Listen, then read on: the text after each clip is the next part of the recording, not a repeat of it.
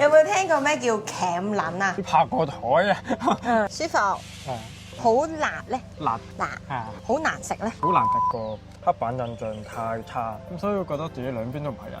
同埋我覺得好震撼嘅一樣嘢就係拍呢條片咁就係想多啲人體驗聽障人士嘅世界。Hello， 阿軒，今日我哋嚟到西貢。西貢咧，今次呢一間 cafe 咧，我勁想獨立介紹咧，係佢有兩個好大嘅原因嘅。第一個原因咧就係我覺得西貢應該係咁，就係一個超級大自然嘅景觀，坐喺度超超地食嘢嘅感覺啦。而第二樣嘢咧就係佢係一間社企 for 呢個聽障人士自力更生，佢哋自己去 run 嘅一間社企。所以今次咧，我哋就嚟咗呢度啦，然後咧 invite 咗一個朋友同我哋一齊嘅，就係Hello。係 Marco 啊！今日就嚟一齊嚟呢個聰明茶座啦。你本身有冇聽過呢個 cafe 啊？冇啊，我都係第一次，第一次聽。你中唔中意食嘢㗎？都 OK 嘅，都 OK 嘅。仲會食嘢而家。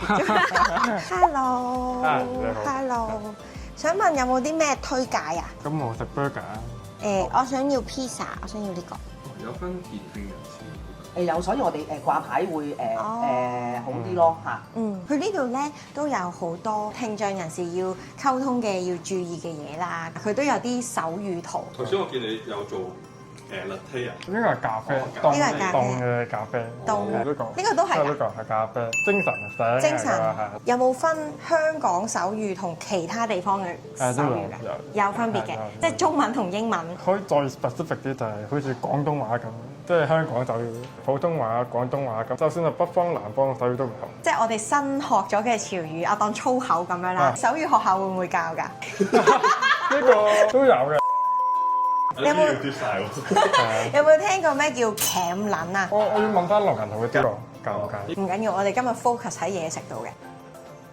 啱啱問咗，原來佢哋話呢間鋪有3個係健聽，咁啊7個都係弱聽或者聾。呢間雖然佢係食好簡單嘅嘢啦，但係佢都係有心機準備嘅。漢堡嘅手語。呢個漢堡。漢堡。咁牛肉漢堡咧？牛肉漢堡。牛肉漢堡，雖然套戲都好多人睇啦，但係可能未必所有觀眾都會認識 Marco 係咪？係。Hello， 大家好，我係唔知係 Marco。咁我喺《韓我今天怎麼寫》入面咧就飾演 Alan 呢個角色嘅。咁我而家自己就係一個抗要翻到嘢學生啦。咁未來咧就希望係讀一個法律。但係你而家做咗演員啦，同埋我知道你係咪上年啊？世界聾人先生。2023年嗰個2023。我上網揾嘅時候，我睇到哇着比基尼啊，係咪即係 catwalk 咁樣。係啊，跟住哇好勁喎！你可以攞到冠軍。哇好靚啊個 pizza！ 哇超大個佢個 pizza！ 哇好誇張呢個。自己整呢個呢個。我冇諗過喺呢度會有咁靚仔嘅 pizza。跟住佢呢度除咗係佢哋係有黑同埋高質嘅咯，同埋呢個環境係勁舒服咯。揀喺呢個地方開咧，就係想俾都市人啦感受下聽障人士嘅寧靜，同埋對你哋嚟講呢度即係個環境係好舒服嘅。都係。pizza 咧 ？pizza 呢個。因為咧，佢成日咧拍嘢咧，形容食物咧會有好多形容詞。係。我會話呢個 pizza 好舒服啊！哇！呢個咩？個手語嚟嘅。人就會睇到。我呢杯嘢好舒服啊！咁樣。我覺得嘢咁舒服啊，易理解啲。舒服係點啊？舒服。舒服呢個。舒服。係。crunchy 啊。crunchy 即係好脆，係啊。好綿密。即係你食千層糕，好軟綿綿，好軟咯，軟，好似考試咁樣啊！好辣咧，辣，好難食咧，好難食，唔使。有冇試過喺餐廳遇過啲咩有趣嘅事啊，或者一啲即係好深印象嘅經歷啊？講起呢啲事都好嬲嘅啫。有次我去銅鑼灣食飯。我話嗌嘢食咁樣，佢就話OK 啊，轉頭過嚟啦。跟住之後咧，佢得啦，佢可能係咁叫我聽唔到啦。跟住無啦啦自己拍張台度咁樣，跟住我就哇嚇親，要拍個台啊！佢就開始解釋叫咗你好多次啦，你聽唔到嘛咁樣。就同個餐廳經理講，咁佢咪話唔好意思啊，唔好意思啊嗰啲咁樣，係佢哋起碼肯去 take 咯。咁但係有啲唔係噶嘛，有啲可能直接少翻你轉頭。都唔係淨係你啊，正常人都食唔少呢啲嘅困難。餐廳嘅環境對你嚟講有冇影響㗎？有，即係太嘈係唔 OK 嘅。戲入邊咁樣咯，即係去咗大排檔啊嘛，中雪係咗嗰件事。係即係佢真係會放大咗啲聲音，會有啲咩感覺？你哋有冇去過又一城咧？去戲院嗰條路溜冰場嗰度咧，嗰度係常年都特別嘈嘅嗰個位。嗰個滑雪場嗰啲吱吱吱吱嗰啲聲係咪？因為好多聲音，即係我行過嗰度，每次行過都覺得會辛苦，有少少唔舒服。關唔關高音低音事？因為我聽到嘅聲音係好雜，有人傾偈啦，有人行路啦，有人溜冰啦，冷氣機聲啦，呢個聲啦，嗰個聲，真係好嘈。好雜。香港好多地方都好嘈，所以就會有呢啲環境，好似真係感受聽障人士嘅 vibe，但係同時我哋本來就中意呢一樣嘢咯。咁去到大專可能讀 law 嗰2年10 degree 同埋讀 ConU 嗰2年都冇乜太多朋友。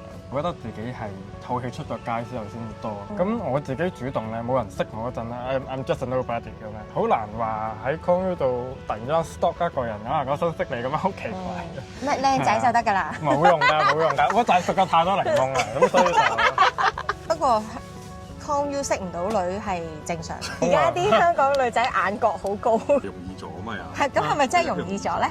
多咗異性朋友嘅都係。Nice。由拍呢套戲之前啦，然後拍完呢套戲啦，對於聽障呢一個身份有冇唔同咗嘅？有。唔知你記唔記得籃球場嗰一幕？喺好早期就發現咗角色嗰個掙扎咧，同我自己本人嘅掙扎都好相似。我自己都唔完全係聽人啦，亦都唔完全係聾人，住兩邊都唔係人。因為我覺得好似喺聽人世界多過2個人嘅時候，或者嘈咧，我會好難完全參與到。去到聾人世界啦，咁我雖然細個已經識手語，但係我始終手語唔係我嘅母語啊。咁就算我打出嚟嘅自然手語都好，都係會口語多面人。有啲複雜嘅事情或者心聲咧，我係好難用手語去表達出嚟。咁就覺得自己係一個唔正常嘅存在。因為呢套戲啦，話先知道原來喺香港弱聽或者係聾人幾十萬入面，最大部分嘅就好似素欣，但係唔識手語入咗班，即係個班入咗主流嚟嘅。我以為我已經係好少數，但係原來唔係喎。你覺唔覺得香港係資源冇咁好？定世界各地都係啊？香港係好難，無論係手語翻譯方面啦，又或者係聾人教育。喺美國咧，美國係出名最好噶啦。Even 係斯洛伐克，亦都唔係話特別有錢，佢都係會有免費手語翻譯嘅產品。喺美國咧，會有聾人醫生啦、律師啦、工程師，咩 professional 都有。美國嘅聾人醫生咧，佢係唔識講嘢，打手語。咁佢每次問診嘅時候咧，都會有個翻譯員企喺隔離。但係呢樣嘢就係香港做唔到。我覺得美國或者歐洲嘅例子已經係好好咁樣印證咗聾人唔係冇能力，而係佢哋冇一個合適嘅渠道，或者係接受教育，或者係等等之類。咁香港我覺得情況係佢哋冇辦法得到全民發展，社會對弱聽對聾人個刻板印象太差。譬如話失聰個聰字會諗起聰明啊，咁啊可能啲人會覺得蠢啊，或者能力低啊，或者係聾啞咁啊，啞其實係因為佢聽唔到，所以佢發唔到聲，但係唔係個聲帶有問題啊嘛。好多呢啲咁嘅貶義嘅嘢咧，令到係啦，同埋我覺得好震撼嘅一樣嘢就係10個9個全部都係咧係好嗌嘅。佢嗰種嗌唔係話天生想嗌，係啊，即係將自己放到好細。同埋每次問親佢哋嗰個成長經歷咧，都係有被欺凌啊、被孤立嘅經歷咁樣。你如果俾你希望社會係點樣同你哋相處咧？最起碼一啲基本嘅嘢，可能係教育啊，令到佢哋有自信、有底氣，佢哋先可以放大自己。因為我自己咧認識嘅聾人朋友咧，都係好活躍嘅，咁但係因為我係舞台劇度認識到佢哋，我當佢哋係正常人咁同佢哋相處，再同佢哋傾偈嘅時候，先發現咧，真係原來個資訊量係比較少，而的確我都唔係喺學校度得到呢堆知識，我都係喺工作一啲共融嘅計劃入面，我先同佢哋熟到。喺我心入面，佢哋就係正常人，但係佢哋好似比正常人少好多機會。但係我上網要揾類似嘅資訊係難啦，拍呢條片咁就係想多啲人體驗聽障人士嘅世界，或者理解你哋發生緊咩事，嗯就唔再係宣傳單張上面嘅資訊咯。我覺得呢個世界冇特別分 disable 或者 able 嘅，好似我哋係 able 啦，但係其實我哋心入面、身體入面其實可能有其他心理啊、生理嘅入面都係 disable 咯。只係睇到同睇唔到嘅分別。我好中意 Adam 講嘅一句説話，咩係正常，咩係唔正常咧？其實每個人唔正常嘅地方，嗰個地方唔係真係真正屬於你自己咩？即係我係咁樣，我接受我係咁樣。係啊係。因為你接受到自己係咁樣，你先會接受到人哋係咁樣咯。即係佢嗰個樣。喺呢個環境傾偈真係好開心。係啊，談天說地。我都係第一次入嚟啦，咁我先發現原來呢度係唔使錢可以入嚟睇好多熱帶果林園啦、昆蟲館咁樣，係唔使錢入嚟行，勁舒服喎。你唔食嘢都可以坐喺度㗎，其實好有趣。我哋而家變咗城市論壇，都好想試下觀眾俾佢知道多啲我睇緊嘅嘢咯，所以好多謝你今日多謝你邀請分享你嘅嘢，我就再了解多咗。如果咧你哋想體驗一下聽障朋友嘅生活嘅話，可以嚟呢度試下support 一下聰榮茶座啦，又或者咧都可以睇看我今天怎麼說嘅呢套電影，支持一下 Marco， 支持下電影，支持下香港嘅聽障人士。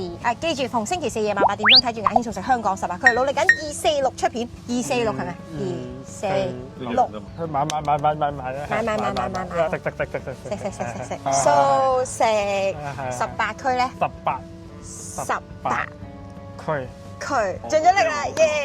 好嘢，好，下次見，拜拜。